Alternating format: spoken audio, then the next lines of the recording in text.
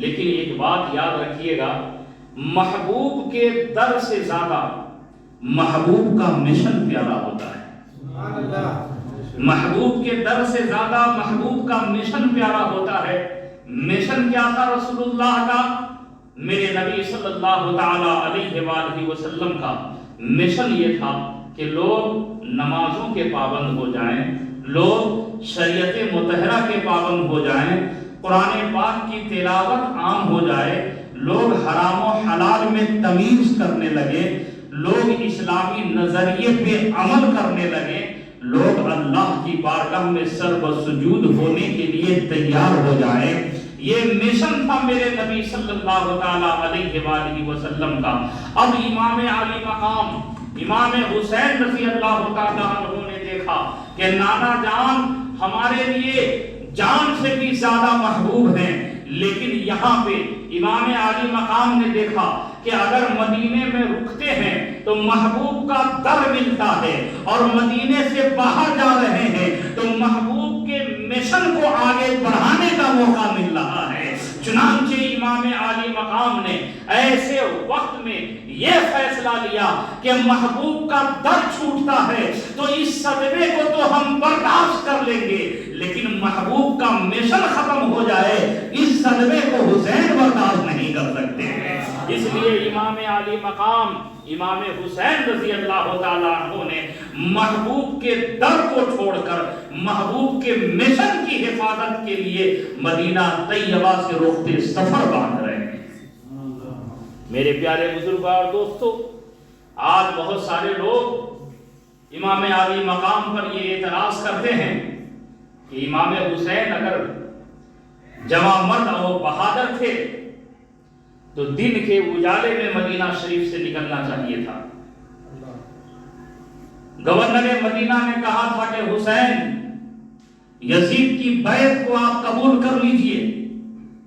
جرأت و ہمت اگر امام علی مقام میں ہوتی تو گورنر مدینہ کی آنکھوں میں آنکھیں ڈال کر کہتے، اے گورنر مدینہ، تم یزید کی بیعت کا ہم سے مطالبہ کر رہے ہو، میں بیعت سے انکار کرتا ہوں اور مدینے سے نکل رہا ہوں، تم میں اگر ہمت ہو تو میرا راستہ روک کر کے دکھاؤ۔ لیکن امام علی مقام نے ایسا نہیں کیا، بلکہ آپ نکل کب رہے ہیں؟ تاریخ کا مطالعہ کیجئے۔ امام علی مقام امام حسین رضی اللہ تعالیٰ عنہ مدینہ طیبہ سے جو نکل رہے ہیں، دن کے اجالے میں نہیں، لوگوں کی موجودگی میں نہیں، بلکہ رات کی تاریکی میں، جب پورا شہر سو رہا ہے، سارے لوگ اپنے بسترے پہ ہیں، ایسے رات کی تاریکی میں امام علی مقام امام حسین رضی اللہ تعالیٰ عنہ اپنے بال بچوں کا ایک نورانی قافلہ لے کر، ضرورت کی کچھ چیزیں لے کر امام علی مقام رات کی تنہائی میں، رات کی تاریکی میں، رات کے سناٹے میں مدینہ طیبہ سے باہر نکل رہے ہیں، سفر فرما رہے ہیں۔ میرے پیارے بزرگوں اور دوستو، انوار احمد خان ایسے لوگوں کو جواب دینا چاہے گا، اے لوگوں، معاملہ یہ تھا، یقیناً امام حسین بہادر ہیں، یقیناً امام حسین شہزور ہیں، یقیناً امام حسین اکیلے ہزاروں پہ بھاری تھے، یقیناً امام حسین اگر تلوار اٹھاتے تو آپ کے تلوار کا مقابلہ کوئی کر نہیں سکتا تھا۔ شام و عراق میں کوئی ایسا شہزور بہادر تھا ہی نہیں جو امام علی مقام کے تلوار کا مقابلہ کر سکے۔ پھر رات میں نکلنے کی وجہ کیا تھی؟ رات کی تاریکی میں نکلنے کی وجہ کیا تھی؟ تو سنو میرے پیارے، امام علی مقام سید الشہداء امام حسین رضی اللہ تعالی عنہ نے دیکھا، انہوں نے جان لیا تھا کہ میری شہادت یقینی ہے، میری شہادت عنقریب ہونی ہے۔ امام نے یہ سمجھ لیا تھا کہ یہ سفر میرے زندگی کا آخری سفر ہے، کیوں نہیں قدم قدم پر اپنے نانا جان کی سنتوں پہ عمل کر لیا جائے، نانا جان کی سنتوں پہ عمل کر لیا جائے۔ اب دیکھو امام علی مقام جب تک بقید حیات رہے، بچپن سے لے کے جوانی تک जवानी से लेके बुढ़ापे तक हर मोड़ पे आपने नाना जान की सुन्नतों पे अमल किया है। क्यों? इसलिए कि आप अपने नाना जान के सुन्नतों के भी अमीन हैं। मेरे प्यारे बुजुर्गों और दोस्तों, अब इस आखिरी सफर में इमाम आली मकाम ने किस तरीके से अपने नाना जान की सुन्नत पे अमल किया है, जरा आप अंदाजा लगाइए। आइए दोनों तारीख, दोनों हिस्ट्री को अंदाजा आपके सामने रखना चाहेगा। आज हुसैन हिजरत कर रहे हैं, और इस हिजरत से पहले की हिस्ट्री उठा करके देखिए तो हुसैन के नाना ने भी हिजरत किया था। आज हुसैन सफर कर रहे हैं, इस सफर से पहले की तारीख उठा करके देखिए। कुरान मुकद्दस के 15वें पारे में उस सफर का जिक्र है जो इस सफर से पहले हुसैन के नाना जान ने सफर किया था, जिसे सफरे मेराज कहते हैं, जिसे सफरे मेराज कहते थे। मेराज का सफर भी इमाम हुसैन के नाना ने दिन के उजाले में नहीं, रात के अंधेरे में किया था, रात के अंधेरे में किया था। और आओ तारीख उठा करके देखो, तारीख कौन सी थी? तो वो रजब का महीना था, 27 तारीख थी। तब इमाम हुसैन के नाना ने सफरे मेराज किया था। आज हुसैन जब सफर कर रहे हैं तो ये भी रजब का महीना है, 27 तारीख है, रात की घड़ी है, हुसैन भी सफर कर रहे हैं। नाना और नवासे के सफर को निगाहों के सामने रखिए और देखिए कैसे इमाम आली मकाम ने कदम कदम पर अपने नाना के सुन्नत पे अमल किया है।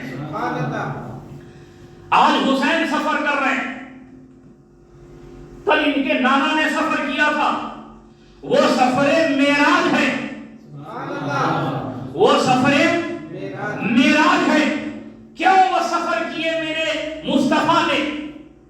तो निचोड़ मेराज शरीफ का ये है कि सरकार तशरीफ ले गए थे, अल्लाह की बारगाह में गए, अपने माथे के निगाह से आलमे बेदारी में रब का दीदार किया, और मेराज से जब लौटे हैं तो मेराज का तोहफा मोमिनों के लिए मेराज लेके आए। मेराज का तोहफा मोमिनों के लिए मेराज लेके आए, जिसे नमाज कहते हैं। नमाज मोमिनों के लिए मेराज है। मेरे नबी अर्श पे गए, अल्लाह का दीदार किया, ये मुस्तफा की मेराज है। और उम्मती जब जब नमाज पढ़ेगी उम्मती की मेराज होती रहे। नबी ने सफर किया, नमाज लेकर के आए। आज हुसैन सफर कर रहे हैं, नाना नमाज लेके आए थे, और ये जो सफर कर रहे हैं नमाज की अजमत को बचाने के लिए जा रहे हैं। नाना सफरे मेराज किए, नमाज लेके आए, और नवासा सफर कर रहे हैं अजमत नमाज को बचाने के लिए। दोनों सफर को निगाहों के सामने रखें। अंजार ये चाहेगा कि दोनों सफर की तारीख आपके सामने अंजार रखता चला जाए, ताकि आप समझ सकें कि इमाम आली मकाम ने किस कदर अपने नाना जान की सुन्नतों पे अमल किया है। मिराज के लिए हुजूर तशरीफ ले जा रहे हैं, नमाज लाने के लिए हुसैन मेरा सफर कर रहे हैं, अजमत नमाज बचाने के लिए। दोनों सफर रजब के महीने में है, तारीख 27 है, और दोनों सफर रात की तारीकी में है। दोनों सफर रात की तारीकी में है। अच्छा, एक बात और जहन में आ गई, बता दूं आपको, मचल के कहो सुभान अल्लाह। इमाम आली मकाम के नाम पे मचल के कहो सुभान अल्लाह। इमाम हुसैन को मालूम था, बचपन में ही खबर दे दी गई थी कि शहादत होनी है और करबला में होनी है। ये भी मालूम था कि करबला में शहादत होनी है। ये बात बिल्कुल मशहूर हो गई थी। تو امام حسین کو سفر کرنا تھا تو ڈائریکٹ مدینہ شریف سے کربلا آ جاتے، کیونکہ شہادت وہی ہونی تھی، امتحان کا وہی ہے، آزمائش کی جگہ وہی تھی، اہل بیت اطہار کے خون وہی بہائے جانے تھے، امام کو سب معلوم تھا، لیکن ڈائریکٹ کربلا نہیں گئے، بلکہ مدینہ سے سفر کیا امام عالی مقام نے مکہ کی طرف۔ حسین ایسا کیوں؟ پوچھئے کربلا کے شہنشاہ کی بارگاہ میں، میرے آقا حسین، ہم غلام یہ سمجھنا چاہ رہے ہیں، تاریخ بتاتی ہے کہ آپ کو بھی معلوم تھا کہ آپ کی شہادت کربلا میں ہونی ہے، سب کو معلوم تھا کہ شہادت کربلا میں ہوگی، لیکن حضور آپ سفر کر رہے ہیں تو مدینہ سے ڈائریکٹ کربلا کیوں نہیں گئے، مکہ کیوں گئے؟ تو امام عالی مقام کربل کی دھرتی سے شہنشاہ کربلا جواب دے رہے ہیں، انظار احمد، معاملہ یہ ہے کہ میں اپنے نانا جان کے سنت پہ عمل کر رہا تھا، میں نے یہ دیکھا کہ یہ جو سفر ہو رہا ہے، اس سفر میں ہر قدم پہ نانا جان کی سنت پہ عمل کر لوں۔ آج میرے سفر کو تم دیکھ رہے ہو، اس سے پہلے میرے نانا کے سفر کو بھی دیکھو۔ آج حسین سفر کر رہے ہیں مدینہ سے مکہ کی طرف، اس سے پہلے ان کے نانا نے سفر کیا تھا مکہ سے مدینہ کی طرف۔ مکہ سے مدینہ کی طرف جو سفر ہوا تھا، اس سفر کا مقصد کیا تھا؟ اسلام پھیلانا ہے، اسلام پھیلانا ہے۔ مکہ کے کفار طرح طرح کی تکلیف دینا شروع کر دیے، نبی کونین صلی اللہ تعالی علیہ وآلہ وسلم کے قتل کا منصوبہ بنا لیے۔ ایسے نازک گھڑی میں اللہ نے اپنے محبوب کو حکم دیا، محبوب مکہ کی دھرتی اب رہنے کے لیے مناسب نہیں ہے، محبوب نکل جائیے یہاں سے، ہجرت کر جائیے، مدینہ جائیے، تاکہ اسلام پھلے پھولے۔ اسلام کو فروغ دینا ہے، اسلام کو پھیلانا ہے، محبوب مکہ سے مدینہ جائیے اسلام پھیلانے کے لیے۔ آج حسین آ رہے ہیں مدینہ سے مکہ کی طرف اسلام بچانے کے لیے۔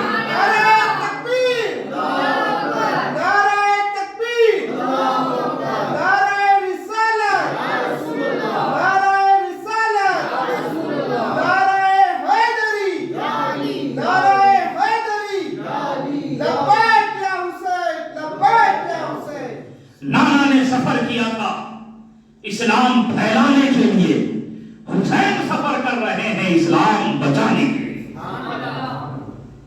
مدینہ طیبہ سے نکلے، مکہ المکرمہ پہنچ گئے۔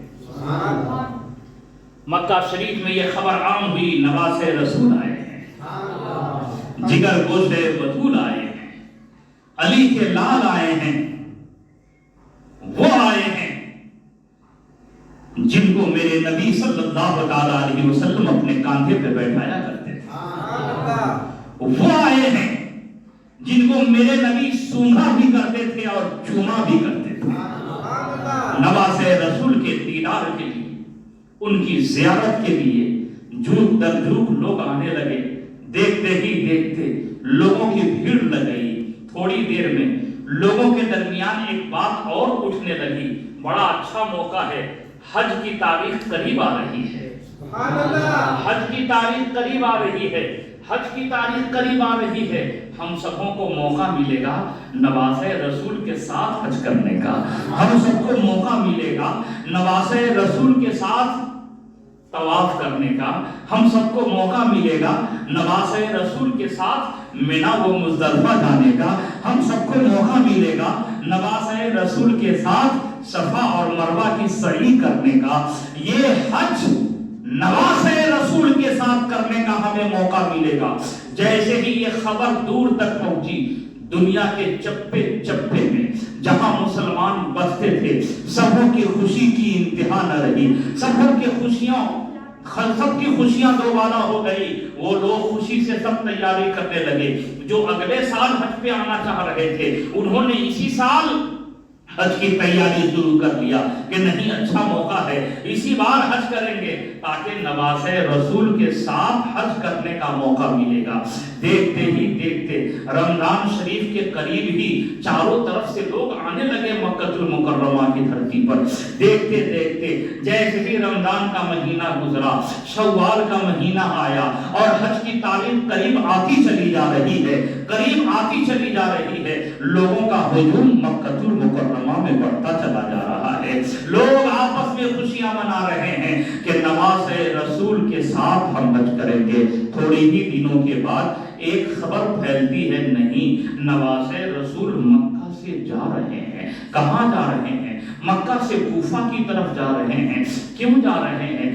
لوگ آ گئے امام علی مقام کی بارگاہ میں اور آنے کے بعد کہا اے حسین ہم بڑے خوش تھے کہ ہم آپ کے ساتھ حج کریں گے، ہم بہت خوش تھے کہ آپ کے ساتھ مینا و مزدلفہ جائیں گے، ہم بہت خوش تھے کہ آپ کے ساتھ طواف کعبہ کرنے کا ہمیں موقع ملے گا، ہم بہت خوش تھے کہ آپ کے ساتھ صفا اور مروہ کی سعی کریں گے۔ لیکن اے امام علی مقام ہم نے یہ سنا ہے کہ آپ حج سے پہلے ہی مکہ سے جا رہے ہیں۔ امام علی مقام نے بڑے سنجیدگی سے جواب عطا فرمایا، ہاں ہاں اے میرے غلاموں، اے میرے نانا جان کی امتیوں، تم نے جو سنا ہے وہ بالکل صحیح ہے، ہم مکہ سے حج سے پہلے ہی نکلنے والے ہیں۔ لوگوں کے کان کھڑے ہو گئے، لوگ کہنے لگے نواسے رسول کیسی باتیں کر رہے ہیں، حج کرنے کے لیے لوگ دور دراز سے آ رہے ہیں مکہ میں اور آپ مکہ سے واپس جا رہے ہیں بغیر حج کیے ہوئے کیوں؟ امام علی مقام ارشاد فرماتے ہیں اے میرے نانا جان کی امتیوں سنو سنو، جو مکہ آ رہے ہیں حج کرنے کے لیے ان کا بھی یہ عمل قابل مبارکباد ہے اور ہم حج کیے بغیر جو مکہ سے جا رہے ہیں میرا بھی عمل قابل مبارکباد ہے۔ معاملہ یہ ہے کہ وہ آ رہے ہیں مکہ میں حج کرنے کے لیے، ہم یہاں سے جا رہے ہیں عظمت حج کو بچانے کے لیے۔ امام علی مقام مکہ المکرمہ سے آگے کی تیاری کیوں ہوئی؟ تاریخ یہ بتاتی ہے کہ جیسے ہی نواسے رسول مکہ المکرمہ پہنچے تو اہل کوفہ نے خطوط بھیجنا شروع کیا، اے امام علی مقام آپ ہم میں تشریف لائیے، یزید فاسق و فاجر ہے اور یزید ہم پہ ظلم کر رہا ہے، شریعت مطہرہ پہ عمل کرنا دشوار ہو گیا ہے، اے امام علی مقام آپ کوفہ تشریف لے آئیے تاکہ آپ کی سرپرستی میں ہم شریعت مطہرہ پہ بڑی آسانی سے عمل کریں گے۔ امام علی مقام کو بلایا جا رہا ہے، آپ آئیے۔ یہاں پہ بھی آپ ذرا دیکھیں دونوں تاریخ کو، آج امام علی مقام کو کوفہ والے دعوت دے کے بلا رہے ہیں آپ آئیے کوفہ، اور تھوڑا اس سے پہلے کی ہسٹری اٹھا کر کے دیکھیے، اس سے پہلے کی تاریخ یہ بتاتی ہے کہ حسین کے نانا کو بھی مدینہ کے لوگوں نے دعوت دیا تھا کہ آپ مدینہ آئیے۔ نبی کونین صلی اللہ علیہ وآلہ وسلم کو اہل مدینہ نے دعوت دیا تھا کہ آپ ہمارے درمیان تشریف لائیے اور ہم میں اسلام کی دعوت کو آپ عام کیجئے۔ آج نواسہ رسول کو اہل کوفہ نے دعوت دیا تھا کہ آپ ہم میں تشریف لائیے اور اسلام کے احکام ہمیں سکھائیے۔ نانا کو اہل مدینہ نے دعوت دیا تھا، نواسے کو اہل کوفہ نے دعوت دیا۔ میرے نبی صلی اللہ علیہ وآلہ وسلم کو جب اہل مدینہ نے دعوت دیا تھا کہ آپ تشریف لائیں تو میرے نبی صلی اللہ علیہ وآلہ وسلم اہل مدینہ کی دعوت پر پہلے تشریف نہیں لے گئے، بلکہ تاریخ یہ بتاتی ہے کہ حضور نے اپنا نائب بنا کر حضرت سیدنا مصعب بن عمیر رضی اللہ تعالیٰ عنہ کو مدینہ بھیجا اور کہا ہے مصعب بن عمیر آپ پہلے مدینہ جائیے، مدینے کے حالات کو دیکھیے گا، وہاں کے لیل و نہار کو دیکھیے گا، وہاں کے لوگوں کے مزاج کو پرکھیے گا، پھر حالات جیسے آپ بیان کریں گے اس پہ عمل کیا جائے گا۔ لہذا پہلے مصعب بن عمیر آپ جائیے مدینہ، میرے نائب بن کر کے نانا نے حضرت مصعب بن عمیر کو اپنا نائب بنا کر کے مدینہ بھیجا تھا۔ آج کوفہ والے جب نواسے کو بلا رہے ہیں تو وہاں بھی میرے آقا حسین نے اپنے نانا کے سنت پہ عمل کیا ہے، وہاں بھی نانا جان کے سنت پہ عمل کرتے ہوئے اپنے بھائی مسلم بن عقیل سے کہتے ہیں میرے بھائی آپ میرے نائب بن کر کے پہلے کوفہ تشریف لے جائیں، آپ پہلے کوفہ جائیں، وہاں کے حالات کو آپ دیکھیں گے، وہاں کے لوگوں کے مزاج کو آپ پرکھیں گے، اور وہاں کے لوگوں کے مزاج کو پرکھ کر وہاں کے حالات کو دیکھ کر جیسی آپ اطلاع فرمائیں گے اس پہ عمل کیا جائے گا۔ یہاں بھی امام عالی مقام نے اپنے نانا جان کی سنت پہ عمل کیا ہے، قدم قدم پہ نواز رسول نانا جان کے سنت پہ عمل کرتے چلے جا رہے ہیں۔ میرے پیارے بزرگوں اور دوستوں، میرے نبی صلی اللہ تعالی علیہ وآلہ وسلم اپنا نائب بنا کر کے حضرت سیدنا مصعب بن عمیر رضی اللہ تعالیٰ عنہ کو مدینہ بھیجا تھا۔ امام عالی مقام امام حسین رضی اللہ تعالیٰ عنہ بھی اپنا نائب بنا کر کے حضرت سیدنا مسلم بن عقیل رضی اللہ تعالیٰ عنہ کو کوفہ بھیج رہے ہیں، ہر قدم پہ اپنے نانا کے سنت پہ عمل کر رہے ہیں۔ اور اس سے آگے دیکھیے، جو میرے نبی نے اپنا نائب بنا کر حضرت مصعب بن عمیر کو بھیجا تھا اور امام عالی مقام نے اپنا نائب بنا کر کے حضرت مسلم بن عقیل کو بھیجا تھا، آگے چل کر کے تاریخ یہ بتاتی ہے یہی حضرت مصعب بن عمیر رضی اللہ تعالیٰ عنہ ہیں، جنگ احد میں میرے نبی کے جھنڈے کو لے کر کے کھڑے ہیں، اسلامی جھنڈے کو لے کر کے ہاتھ میں حضرت سیدنا مصعب بن عمیر رضی اللہ تعالیٰ عنہ کھڑے تھے۔ اور جب جنگ ہوئی، شہادت ہوئی، تو حضرت سیدنا مصعب بن عمیر رضی اللہ تعالیٰ عنہ کے بازو پہ ظالموں نے وار کیا، بازو کٹا، علم گر رہا تھا، حضرت مصعب بن عمیر رضی اللہ تعالیٰ عنہ نے لپک کے اپنے دانتوں سے جھنڈے کو بلند کر لیا، اور جب گردن پہ خنجر چلے، جب جسم لہو لہان ہوا، جسم میں جب سکت باقی نہ رہی، روح قبض عنصری سے پرواز ہوئی، تو مورخین لکھتے ہیں حضرت مصعب بن عمیر رضی اللہ تعالیٰ عنہ کی لاش جب زمین پہ گر رہی تھی تو پہلے لاش شریف گری تھی، بعد میں علم گرا تھا۔ میرے پیارے، میں جو بتانا چاہ رہا تھا وہ دیکھیے، حضرت مصعب بن عمیر حضور کے علم بردار ہیں میدان احد میں، اور میدان کربلا میں امام حسین کے جھنڈے کے علم بردار ہیں حضرت سیدنا عباس علم بردار۔ تاریخ کربلا اٹھا کر کے دیکھیے، جتنے شہداء ہیں میدان کربلا کے، کسی کے بازو نہیں کاٹے گئے، کسی کے بازو قلم نہیں کیے گئے سوائے حضرت عباس علم بردار کے۔ قدرت نے یہ انتظام کر دیا، حسین ہر قدم پہ نانا کے سنت پہ عمل کیے ہو، میدان احد میں تیرے نانا کے علم بردار کے بازو شہید ہوئے تھے، اے حسین میدان کربلا میں تیرے بھی علم بردار کے بازو شہید کیے جا رہے ہیں۔ قدم قدم پہ امام عالی مقام نے نانا جان کی سنت پہ عمل کیا ہے۔ میرے پیارے بزرگوں اور دوستوں، یہ یقین جانیں کہ آج جو مسجدوں سے آذان کی آوازیں بلند ہو رہی ہیں، یہ امام حسین کا احسان ہے۔ آج حق کی صدا بلند کرنے کی جو مسلمانوں کے اندر جرأت و ہمت آتی ہے، یہ شہادت امام حسین کا صدقہ ہے۔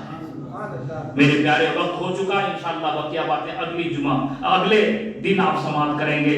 وما علینا الا البلاغ۔ السلام علیکم ورحمۃ اللہ وبرکاتہ۔ کھڑے ہو کے صلاۃ والسلام پڑھیں۔ کربلا کے جانثاروں کو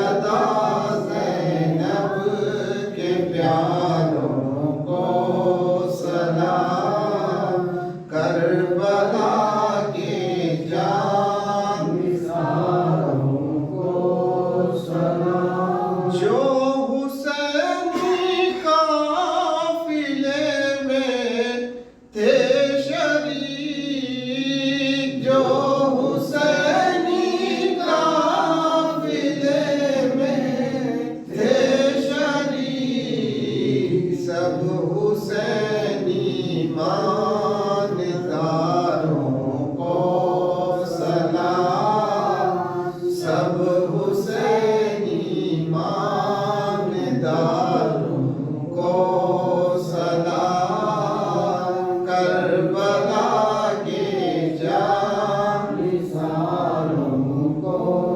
سلام، بے بسی میں بھی حیا باقی رہی، بے بسی میں بھی حیا باقی رہی، سب حسینی پرداداروں کو سلام، سب حسینی پرداداروں کو سلام، کربلا کے جانثاروں کو سلام، جس کسی نے کربلا میں جان دی، جس کسی نے کربلا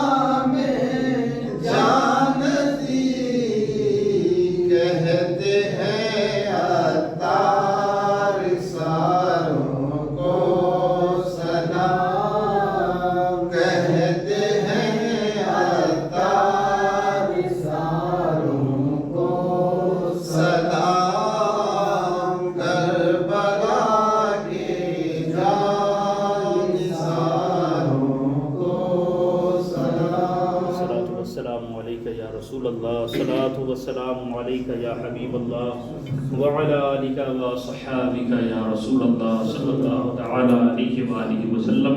یا اللہ، یا رحمان، یا رحیم، یا کریم، یا ستار، یا غفار، نعت و منقبت کے بلہائے عقیدت پیش کیے گئے سیدہ کے لال امام علی مقام امام حسین رضی اللہ تعالیٰ عنہ کی بارگاہ نور میں ہم نے اپنے خطاب کے ذریعے مولا کریم نذران محبت پیش کیا، اور تمام بھائیوں نے شرکت کی۔ حضرت عالی جناب مختار مجاور بھائی نے اپنی طرف سے آج کے اس بزم محبت کو سجایا ہے۔ مولا سیدہ کے لال کے صدقے ہم سب کے نذران محبت کو تو قبول فرما۔ یا اللہ، ہم جتنے حاضرین ہیں مولا، امام علی مقام کے صدقے ہم سب کی مغفرت فرما، ہم سب کے ماں باپ کی مغفرت فرما، جمیع مومن مومنات کی مغفرت فرما۔ یا اللہ، ہم سب کو صحت عطا فرما، ظالموں کے ظلم سے بچا، حاسدین کے حسد سے بچا، شیاطین کے شر سے بچا، منافقین کے نفاق سے بچا، بدعقیدوں کی بدعقیدگی سے محفوظ فرما، مکاروں کی مکاری سے محفوظ فرما، مذہب اہل سنت والجماعت مسلک اعلیٰ حضرت پہ چلنے کی توفیق عطا فرما۔ یا اللہ، ایمان پہ خاتمہ نصیب فرما۔ ان اللہ وملائکتہ یصلون علی النبی یا ایھا الذین آمنوا صلوا علیہ وسلموا تسلیما۔ اللہ رب محمد صلی علیہ وسلم، نحن عباد محمد صلی اللہ علیہ وسلم۔ جب تک واپسی ہو یا اللہ، لبے لا الہ الا اللہ محمد